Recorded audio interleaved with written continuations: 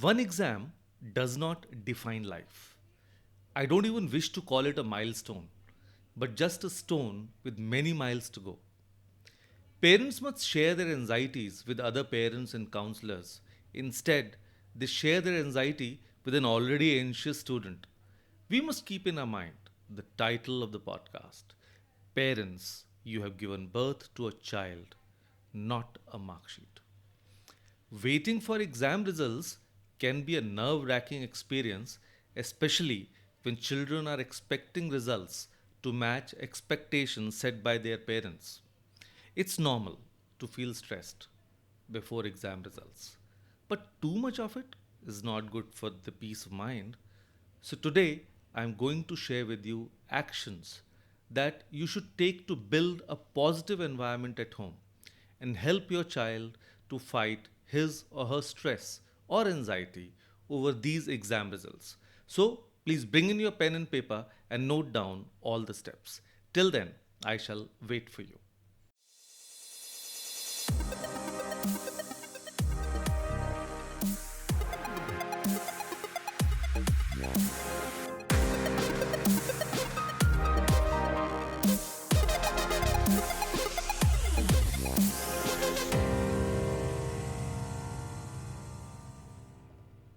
Hello all, I'm Kapil Gupta, founder of Study Abroad Academy.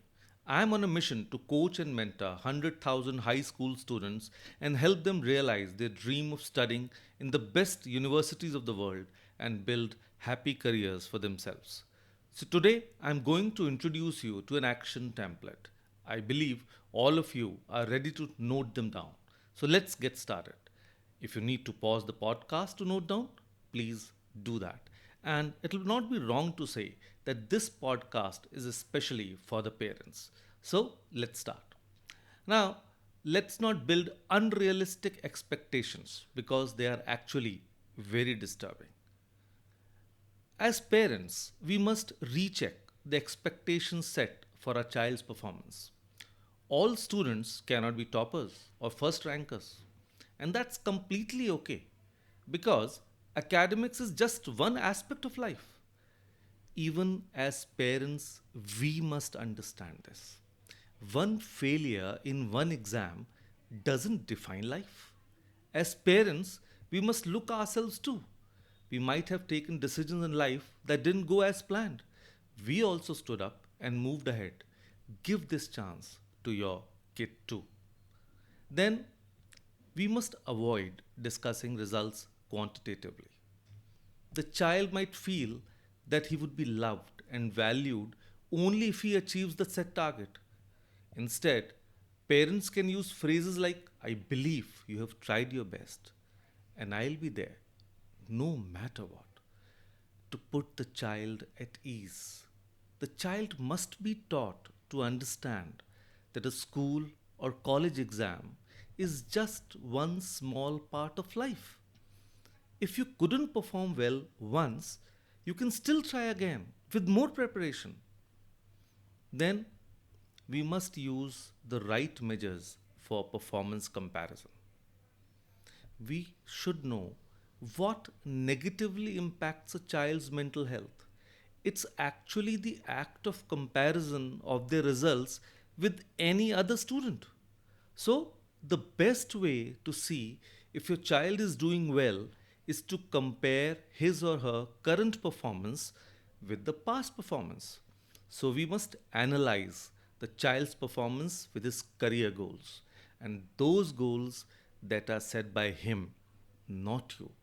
You can always act as a guide, but don't take the front seat. Then we must support our children unconditionally. It's very important for parents and teachers to remain calm and take the results in the right stride. Whether the score is good or bad, make sure your child understands that he can approach you no matter how he performs. This ensures that he does not take any drastic step, does not stress out unhealthily, and also keeps the door open for collaboration or for working on things in the future. Look at your child beyond marks. Educate the child with all the available options. And if you are not aware, taking them to a counselor or a consultant. Here I wish to share the story of a girl who scored 85% in class 12th and still committed suicide. And the reason? She felt she has not scored enough marks for admission in Delhi University. Now, when I read this news, it led me to think why she felt that studying in DU is bigger than her life. After all, it's just an institution, not a guarantee of professional success. And lastly, we all know that admissions are based on entrance exams, not on class 12th marks. So, why did she not know this? Who were her resource persons? Didn't she discuss this with anyone about it? Her friends, her teachers, or her parents? We all know suicide rates are on the rise in our country. Though different educational organizations are trying to do their bit, but it's still not enough, as they can only help when someone reaches out to them. So the main responsibility comes on the parents.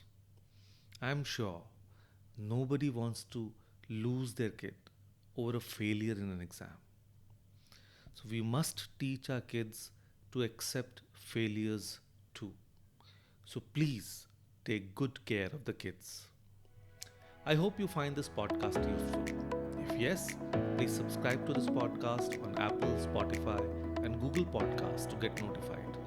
All my podcasts are around 10 to 15 minutes, so they are short and crisp. Please share a 5-star review, and if you're a part of my community, please share your learnings below.